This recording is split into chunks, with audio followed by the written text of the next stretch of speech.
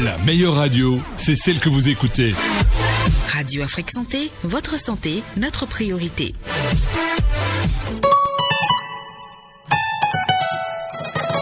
Glissez dans l'univers merveilleux des contes tous les jours à 20h avec l'émission radio la plus captivante. Conte, raconte. Laissez-vous transporter par des histoires envoûtantes, des personnages extraordinaires et des aventures sulfureuses. Que ce soit des contes classiques revisités ou des créations originales, nos contes vous feront vivre des moments magiques remplis d'émotions. Ne manquez pas l'émission Conte, raconte, la petite parenthèse à ouvrir ensemble tous les soirs à 20h. Évasion et émerveillement assurés. C'est seulement sur Radio Afrique Santé.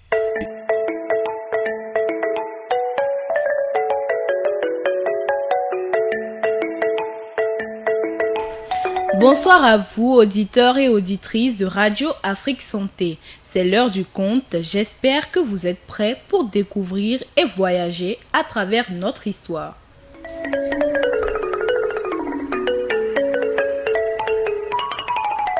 Sans plus tarder, nous commençons avec l'histoire du père Cupide. Conte, je raconte.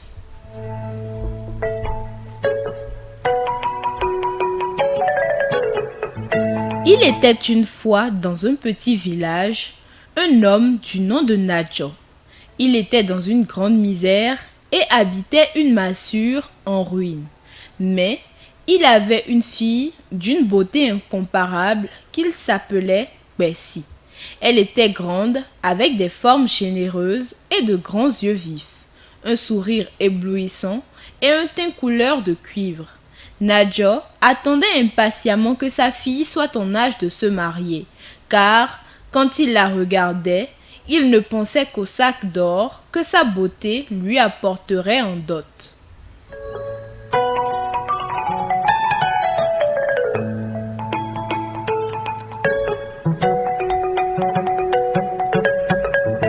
Tous les jeunes gens du village étaient fascinés par la beauté de Bessie et voulaient l'épouser. D'innombrables hommes, beaux, forts et travailleurs, se présentèrent pour demander sa main. Certains apportèrent la moitié des provisions de leur grenier et des coupons de beaux tissus, mais Nadjo n'était pas satisfait. D'autres apportaient toutes les provisions de leur grenier, des tissus et des bijoux, mais le père de Bessie n'était toujours pas satisfait. Aucun des prétendants n'était assez riche pour payer la dot qu'il avait en tête. En fille obéissante, Bessie rejeta toutes les demandes en mariage qui lui furent faites, et l'un après l'autre, les prétendants partirent humiliés, le cœur brisé.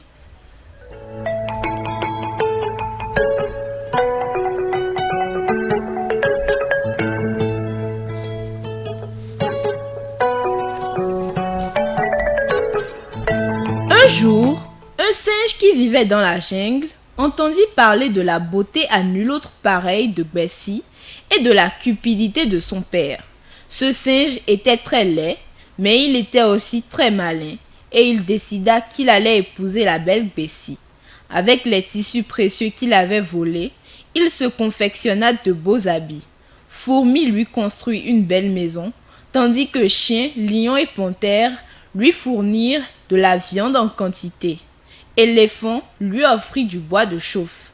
Dame abeille lui apporta du miel. Lièvre, des ignames et du manioc. Épédrie, du mil et du maïs. Aigle lui donna des colliers et des bracelets de prix. Et écureuil lui apporta de l'or et des diamants.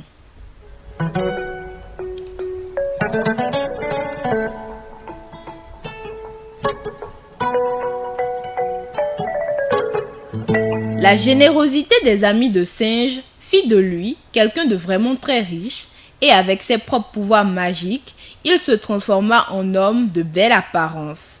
Et c'est ainsi que Singe partit pour le village de Bessie, porteur de présents d'un grand prix, et habillé en jeune homme riche et de bonne mine. Dès que Nadjo vit Singe avec ses vêtements et les présents qu'il avait apportés, les magnifiques tissus, les bijoux précieux et les provisions, il fut convaincu qu'il avait trouvé le mari idéal pour sa fille. Bessie elle-même, trouva Singe plus beau que tous les hommes qui l'avaient demandé en mariage et elle n'eut d'autre souhait que de l'épouser.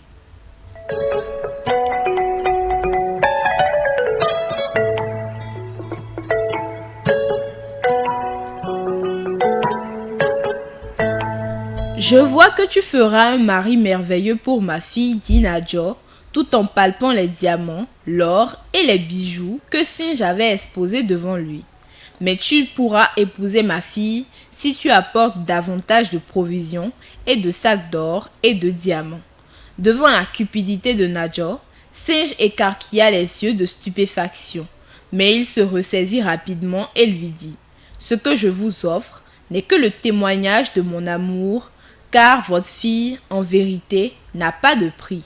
Si vous me permettez d'amener votre ravissante fille d'ici la fin de l'année, je ferai de vous l'homme le plus heureux de la terre. » Nadja n'avait aucune raison de douter de la parole de Singe et il lui donna son consentement sans plus de cérémonie.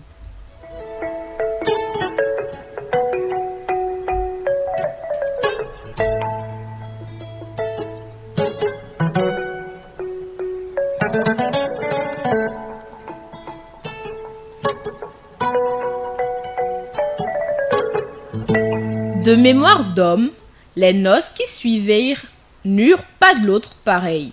Les gens vinrent de partout, vêtus de leurs plus beaux, leurs plus coûteux habits, mais personne n'était plus magnifiquement habillé que Gbessi et son futur mari.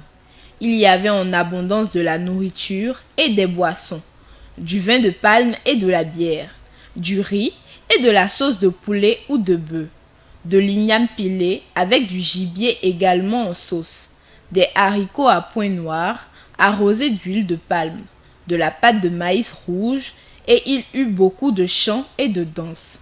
Singe répandit une pluie de pièces d'or sur tous les chanteurs et danseurs sans distinction, sur les meilleurs comme sur les plus mauvais. À la fin de la cérémonie, Bessie partit avec son jeune et beau mari pour sa nouvelle demeure.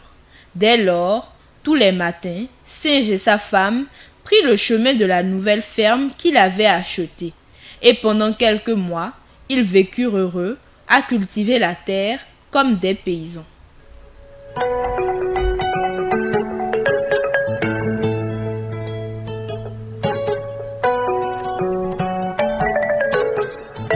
Cependant, Singe se lassa bientôt de sa nouvelle vie.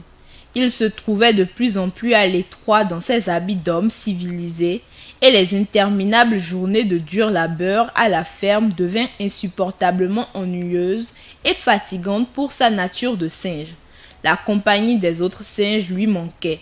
Il regrettait de ne plus se promener en se balançant d'un arbre à un autre, de ne plus batifoler et jacasser toute la journée ou de ne plus voler de la nourriture dans les fermes avoisinantes, prêt à détaler à moindre signe de danger.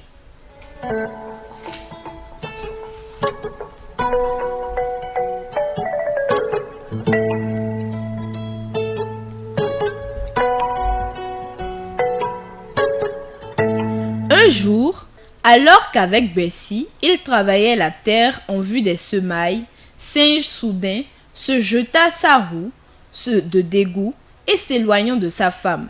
Il prononça quelques paroles magiques et voilà qu'il redevint un singe. Bessie entendit son mari marmonner quelque chose et quand elle se retourna pour lui demander ce qu'il avait dit, elle ne vit plus son mari mais un singe hideux qui se débarrassait de ses vêtements d'homme. Le singe n'avait pas encore de queue, mais Bessie, au comble de la stupeur, la vit se transformer devant elle. Elle resta clouée sur place. Ce fut alors qu'il lui vient à l'esprit que ce n'était pas un homme jeune et riche qu'elle avait épousé, mais un singe hideux. Elle poussa un cri perçant et se mit à courir. Singe se lança derrière elle dans une folle poursuite, poussée par la colère et la crainte d'être démasqué.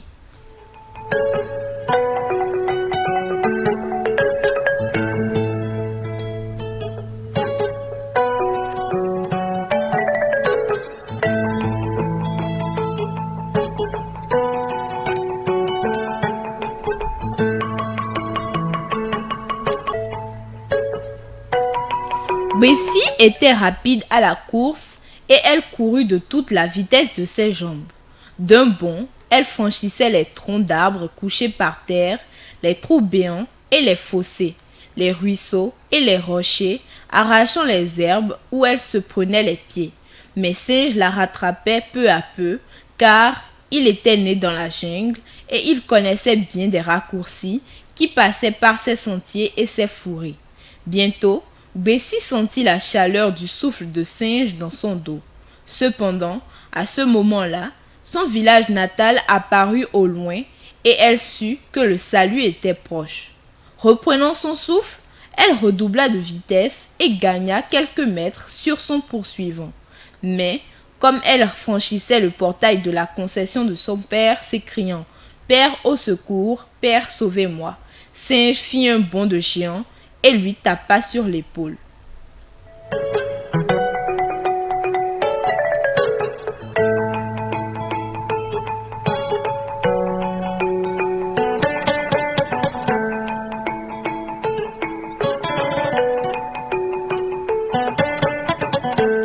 Nadja, en entendant sa fille appeler à l'aide, était sorti précipitamment de sa maison et, de ses propres yeux, il vit la ravissante Bessie se transformer en singe. Ses cheveux devinrent rugueux, raides, et tout son corps se recouvrit de poils. Ses membres gracieux se flétrirent, dont ses yeux vice-versa, cette lueur de ruse propre au singe, et avec une grimace, elle se détourna de son père, effondrée de douleur, pour rejoindre sa nouvelle demeure dans la jungle. En quelques jours, accablée par le chagrin et le remords de sa propre cupidité, Nadja perdit la raison et il mourut peu de temps après.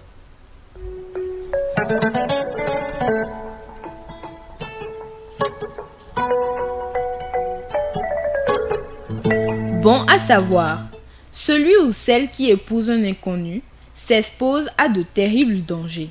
Cette mise en garde qui est courante dans la culture africaine traditionnelle trouve son expression dans ce conte.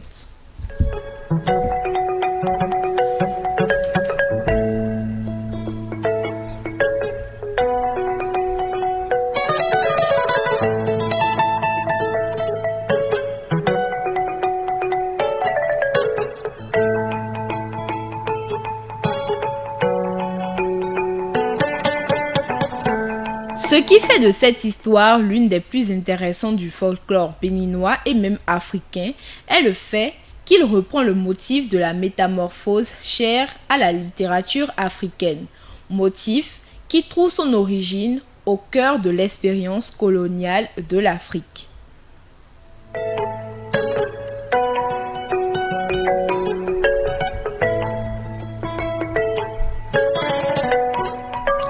Et c'est la fin de notre histoire. J'espère que vous avez retenu la leçon.